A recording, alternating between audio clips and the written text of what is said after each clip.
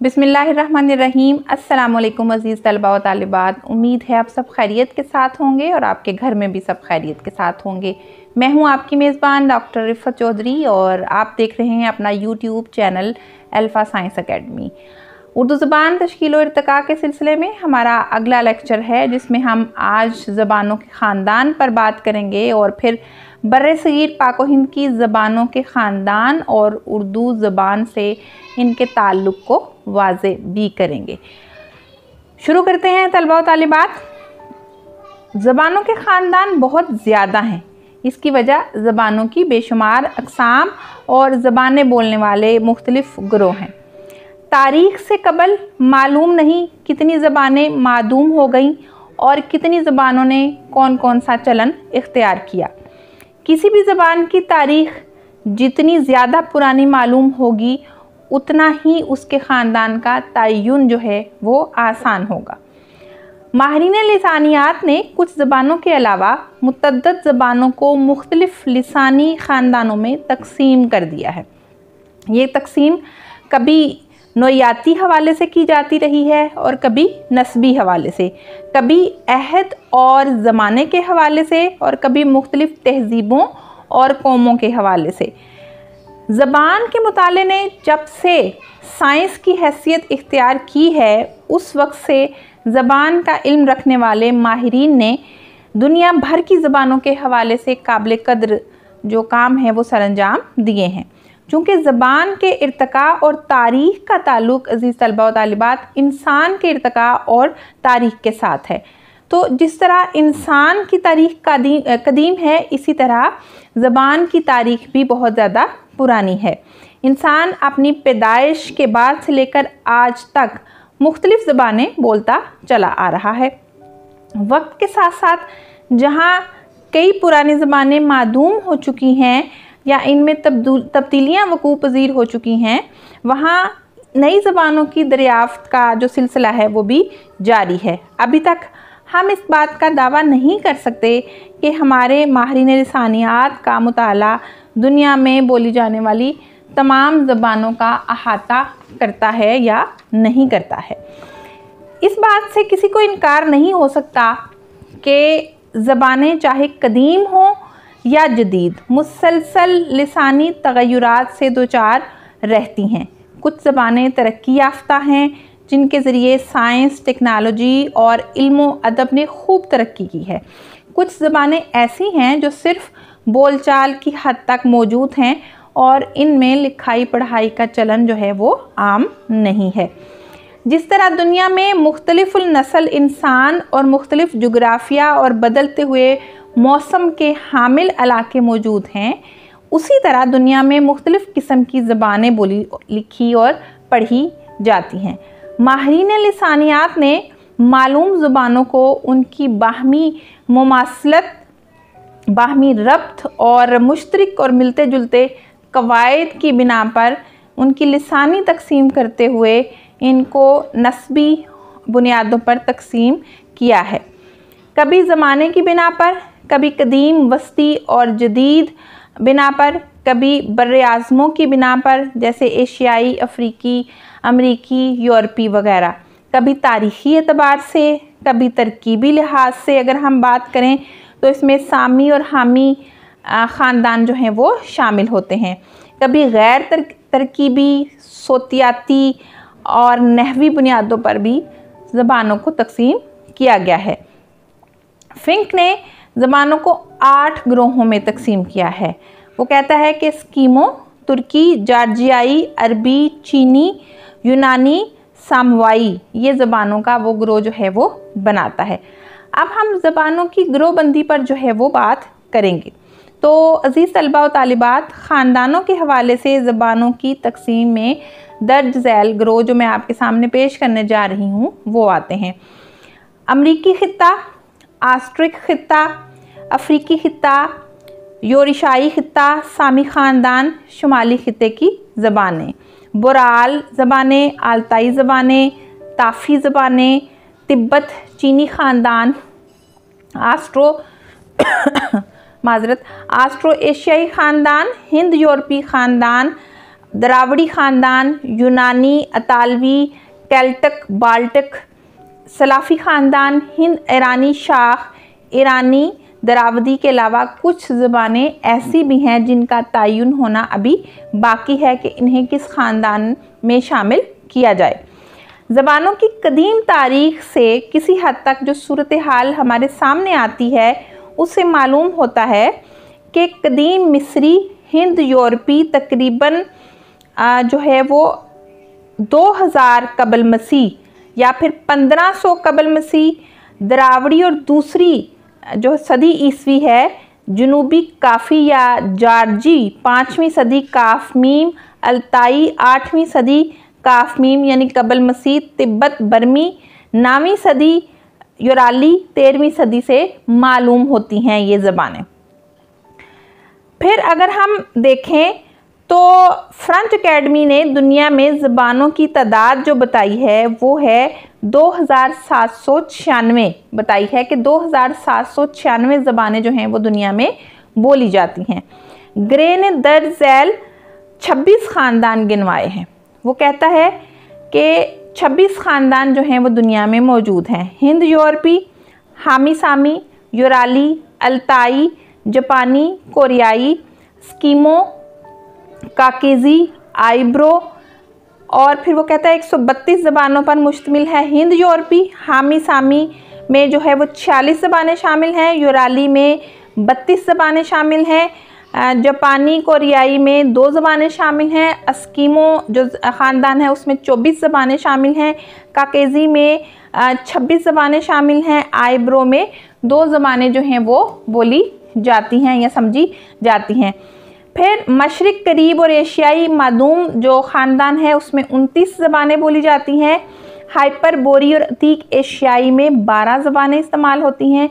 ब्रोशास्की में 1 ज़बान बोली जाती है। द्राविड़ी में 26 ज़बानें, इंडोमानी 12 ज़बानें, चीनी और तिब्बती जो हैं वो 115 ज़बानों पर मुश्तमिल है। लाई 1 ज़बान है। ऑस्ट्रो एशियाटिक जो है वो 52 ज़बानें इसमें शामिल हैं। मलाया में 263 ज़बानें बोली जाती हैं। फिर ऑस्ट्रेलियाई में 96 ज़बानें बोली जाती हैं। अज़ीज़ तलबा व तालिबात, सूडान गनी में 435 ज़बानें बोली जाती हैं। बांतो में 83 ज़बानें, हाइन टाट बुशमैन में 6 ज़बानें, शुमाली अमेरिका में 351 ज़बानें यानी शुमाली अमेरिका के ख़ानदान में 351 ज़बानें शामिल हैं। मेक्सिको और वस्ती अमेरिका में 96 ज़बानें शामिल हैं। जनूबी अमेरिका में 783 ज़बानें जो हैं वो शामिल हैं या बोली जाती हैं।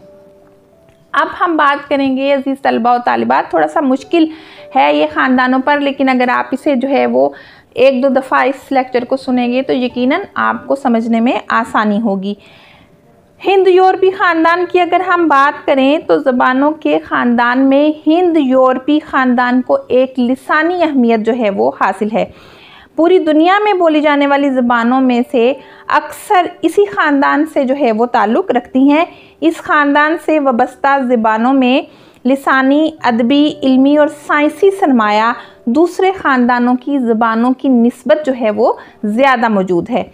इन ज़बानों के बोलने वालों में यूरोप, ईरान, पाकिस्तान, अफ़गानिस्तान, शुमाली भारत, श्रीलंका, नेपाल, भूटान, अमेरिका, शुमाली जनूबी अमेरिका दोनों शामिल हैं। कनाडा, ऑस्ट्रेलिया, न्यूजीलैंड और जज़ायरे गराइबुल हिंद में फैले हुए ख़ानदान जो हैं या इलाके जो हैं वो शामिल हैं। इसका ताल्लुक़ मुख्तलिफ़ नस्लों, मज़हबों, फ़िरक़ों और सियासी ज़मीनों से है। इस ख़ानदान से मुतल्लिक़ ज़बानों से ताल्लुक़ रखने वाले सियासी, मुआशी, तहज़ीबी, सकाफ़ती और मुआशरती हवाले से दुनिया में एक अहम मुकाम के हामिल हैं।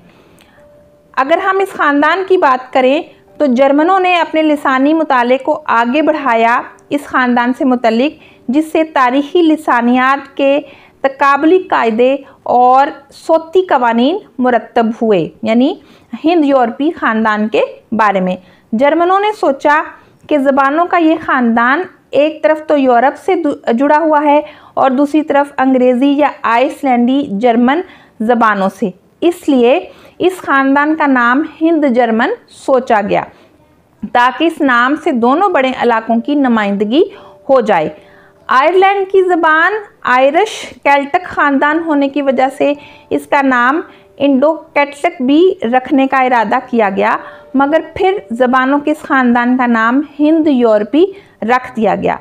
जर्मन उलमा ने इस बात को अच्छा नहीं समझा और ख़्याल किया कि हिंद जर्मन नाम को बदलना दरअसल जर्मन बेजारी का नतीजा भी हो सकता है। चूँकि हिंद यूरोपी नाम भी फ्रांसीसियों का दिया हुआ है जो कि जर्मनी से कई बार जंग कर चुके थे, इसलिए जर्मन इस ख़ानदान को हिंद जर्मन ही कहते हैं और बाकी इसे हिंद यूरोपी के नाम से पुकारते हैं।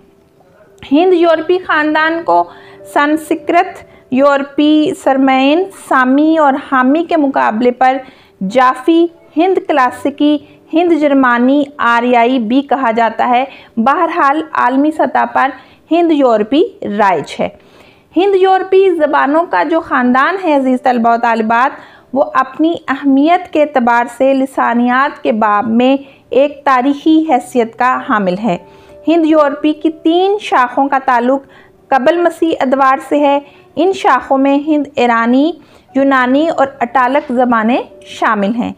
कदीम ईरानी की ज़ेली शाख ईरानी की कदीम तरीन दस्तावेज़ ओस्ता है और हिंद आर्याई की सबसे पुरानी ज़बान ऋग्वेद समता है। तो अगर हम बात करें जो है वो माहिर लिसानियात के मुताबिक, तो हिंद यूरोपी ख़ानदान जो है उसमें पाकिस्तान में बोली जाने वाली ज़बानें और हिंदुस्तान में बोली जाने वाली ज़बानें भी जो हैं वो शामिल हैं, यकीनन जिसमें उर्दू ज़बान का ज़िक्र जो है वो भी आएगा।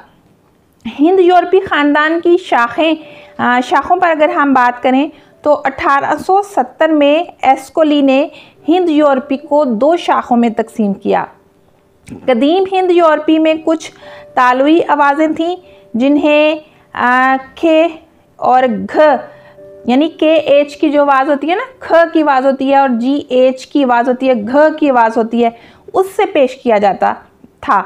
एक शाख में ये आवाज़ें काफ में बदल गईं और दूसरी शाख में सीन शीन में।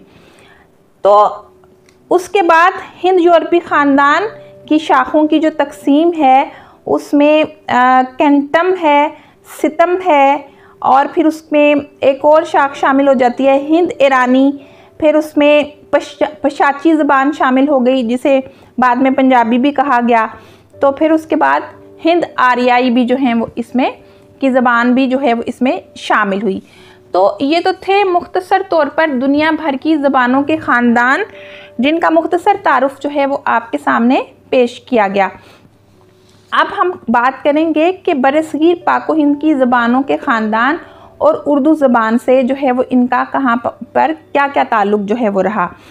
तो तलबा व तालिबात, चूँकि जो पहले लेक्चर हैं वो अगर आपने सुने हैं तो डेफ़िनेटली आप जानते हैं कि हिंदुस्तान में आर्याई नस्ल से पहले जो है वो कौन कौन से जो है वो लोग आए या कौन कौन सी ज़बानें बोली जाती थीं, इसका तज़किरा तारीख़ में बहुत कम मिलता है। लेकिन डॉक्टर संती कुमार चटर्जी की तहकीक के मुताबिक हिंदुस्तान में पाया जाने वाला पहला इंसानी गिरोह जो है वो हबशी कहलाया। ये लोग अफ्रीका के समंदर से चलकर हिंदुस्तान में दाखिल हुए। ये इब्तदाई पत्थर के ज़माने के लोग थे। ये लोग पहले जनूबी हिंद में क़याम पज़ीर हुए और फिर बर्मा के जज़ीरों में जा बसे। हिंदुस्तान में आने का सुराग जिस दूसरी नस्ल से मिलता है वो लोग आस्ट्रिक कहलाए। इनके नाम की मुनासबत से इनकी ज़बान आस्टिक कहलाई। हिंदुस्तान में बसने के बाद इनकी कुछ शाखें इंडोनेशिया और मलाया में जा बसीं। हिंद चीनी खित्ते में ज़बानों के इसी आस्ट्रिक ख़ानदान की बोलियां बोली जाती हैं। आस्ट्रिक कबीलों ने आर्यों के साथ मिलकर खूब तरक्की की और एक दूसरे को अपनी अपनी तहज़ीब से आशना किया और मुतासिर भी किया। दरियाए गंगा का नाम भी आस्ट्रिक ख़ानदान का तोहफ़ा है। आसाम, बंगाल, बिहार, मध्य प्रदेश और उड़ीसा के बाज़ इलाक़ों में वो कबाइल आज भी मौजूद हैं जो इस ख़ानदान की बोलियां बोलते हैं। हिंदुस्तान में अज़ीज़ तलबा व तालिबात बोली जाने वाली ज़बानों का तीसरा अहम ख़ानदान द्राविडी या द्राविड़ी ख़ानदान कहलाता है। जो लोग ऑस्ट्रिक नस्ल के बाद तकरीबन इसी अहद में हिंदुस्तान में मौजूद थे या हिंदुस्तान में आए, वो द्राविड़ी ख़ानदान जो हैं वो कहलाए। ये लोग बहीरा रूम की तरफ से आए थे। शुरू में इन लोगों ने वादी सिंध में क़याम किया और फिर आहिस्ता आहिस्ता शुमाली हिंदुस्तान के मुख्तलिफ़ इलाक़ों में फैल गए। हिंदुस्तान की तकरीबन 1/3 आबादी यानी 1/3 हिंदुस्तान की आबादी द्राविड़ी ज़बान बोलती है। बलूचिस्तान में बोली जाने वाली बरोही ज़बान इसी ख़ानदान से ताल्लुक़ रखती है। इस ख़ानदान की 4 बड़ी ज़बानें हैं, जिसमें तामिल, तेलुगु, मलयालम, कंटर जो हैं वो शामिल हैं। हिंदुस्तान के मुख्तलिफ़ इलाक़ों में बोली और समझी जाती हैं ये चारों ज़बानें, और हिंदुस्तान में तामिल मूवीज़ जो हैं वो भी बहुत ज़्यादा शोहरत की हामिल हैं। ज़बानों के द्राविड़ी ख़ानदान ने संस्कृत ज़बान के ज़रिए आर्याई ख़ानदान को भी मुतासिर किया। इसके बाद अगर हम बात करें तलबा व तालिबात, तो जो ज़बानें बर्मा और तिब्बत के इलाक़ों में बोली जाती हैं वो इस ख़ानदान यानी बर्मी और तिब्बती ख़ानदान की ज़बानें जो हैं वो कहलाई। हिंदुस्तान में इन ज़बानों को हमालियाती ज़बानें भी कहा जाता है, क्योंकि ये सिलसिला ऊंचा है, पहाड़ी इलाका है, हमालियाती इलाका है, इसलिए यहाँ पर चूँकि ये ज़बानें बोली जाती हैं बर्मी और तिब्बती ख़ानदान की ज़बानें, इसलिए इन्हें हमालियाती ज़बानें भी कहा जाता है। ये वो लोग थे जो हिंदुस्तान में आने के बाद तिब्बत और बर्मा चले गए, लेकिन अपनी ज़बान का जो असर है वो मखसूस इलाक़ों में छोड़ गए। ये ख़ानदान इन मखसूस इलाक़ों के अलावा मुल्क के दूसरे हिस्सों में ना फैल सका, इसलिए ये ज़बानें भी मखसूस ही इलाक़ों में बोली और समझी जाने लगी। इसके बाद अगर हम बात करें तो जो ख़ानदान हमारे सामने आता है वो है आर्याई ख़ानदान। हिंदुस्तान में जो ज़बानों का सबसे अहम ख़ानदान हिंद आर्याई ख़ानदान है। आर्याई हिंदुस्तान में दाखिल हुए और हिंदुस्तान में दाखिल होने से पहले वो जो ज़बान बोलते थे वो हिंद यूरोपी ज़बान कहलाई जाती थी, और दूसरे हवाले से ये ज़बान हिंद ईरानी ज़बान के तौर पर भी जानी जाती थी, बोली जाती थी। इस ज़बान के बोलने वालों में पहला गिरोह यूरोप के रास्ते और दूसरा गिरोह ईरान के रास्ते हिंदुस्तान में दाखिल हुआ।